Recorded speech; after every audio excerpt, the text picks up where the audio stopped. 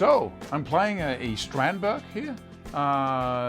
Rising popularity, as they say, around these guitars, and no wonder. The cool thing about these guitars is that the first thing you notice is that they don't weigh much.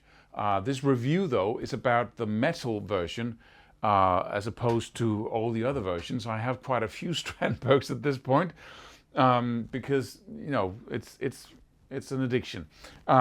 But so what is special about the metal version? Basically, it has no trem, but the pickups are Sir pickups. You can go check out the exact name of them, but they actually sound a lot more aggressive than on the Fusion models and on the standard models with Strandberg.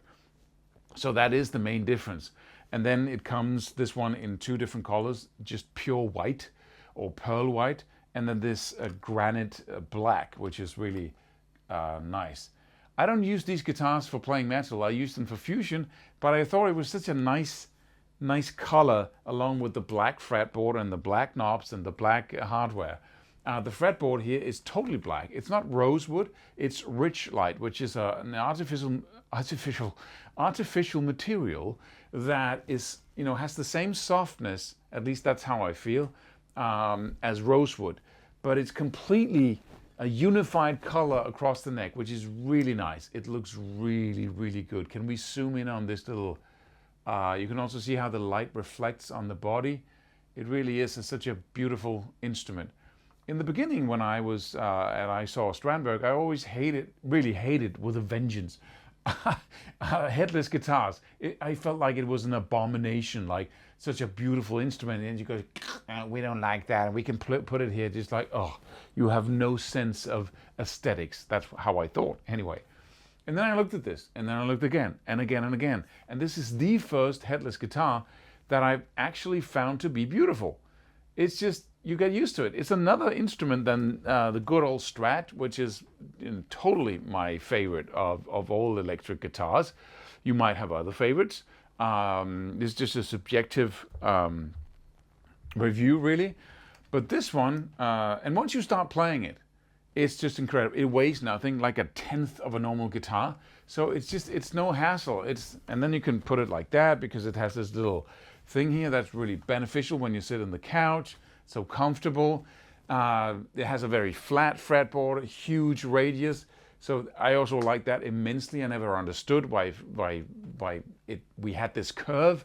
This doesn't make it's not a violin. You don't have to use a bow and have to be able to hit only one string at a time, which is really great on a violin that we have that curve. Why do we have it on electric guitars?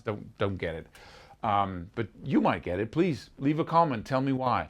We have curved fretboards. We get used to them, yes, and then we want them. But what if we never saw one?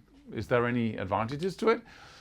Also, it has this very special neck, which is basically, it follows your thumb. So if you're playing chords down here, you have a pretty high position on the neck. And as you go up here, you naturally play the higher strings.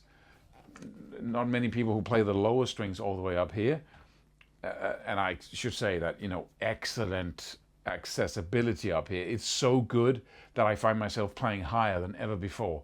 But the neck here, the Endure neck, it's supposed to, you know, guide your fingers so you have it in the correct place when you play. That's a bunch of bogus. Nobody's guiding my thumb. I can guarantee you of that. My thumb is exactly where I want it to be, and I don't care what's on the back of the neck. I'm not going to be influenced by that. But even though it's not the slimmest neck in the world, you know, my Charvels have much slimmer necks, it feels slim because, you know, when I'm playing legato stuff and really want the full mobility of my fingers, then I want to have my thumb pretty low on the neck, if not in the middle, and then it's really nice to feel this edge here. It's not like, it doesn't have a sharp edge, it's rounded, but it really is the most comfortable neck I ever tried. And it's functional as well. So I can choose how I want and I can grab it as well. If I want to do, you know, like really deep phrasing, and I really want to grab the neck and have a lot of hand strength, then I can do that as well. There's no shoulders to the neck, which is so nice. I played Ibanez ACs, or tried them, and I quickly, you know, put them away again because I can't live with shoulders or very, you know, So it has no shoulders. It's basically a straight line from this point and then inwards. So there's nothing bugs my thumb on the back of it. So really good. What else can I say? This has no trem. So Strandberg chose to have a cavity here for the trem on the other tremolo guitars. And it's open on all the guitars. I don't like that because it's a 1930-40 type technology you have on the back of the guitar that you can watch, look into, like the old Strat.